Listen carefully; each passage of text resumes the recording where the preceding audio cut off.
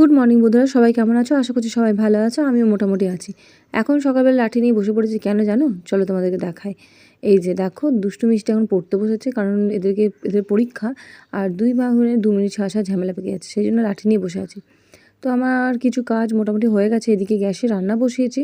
তো ভাবলাম কি, আর আজকে কি রোদ উঠেছে দেখো, তোমরা তাকানোই যাচ্ছে না। আর এদিকে আমার ওয়াশিং মেশিনের কাছে প্রচুর জামা কাপড় জড়ো হয়েছে, মেশিনে কাচতে দেবো। তো ছাদে তার আগে কালকে গেছিলাম, সেগুলো আছে, সেগুলো তুলে নিয়ে আসবো। আর একটু খিদে পেয়েছিলো, আমি বিস্কুট নিলাম।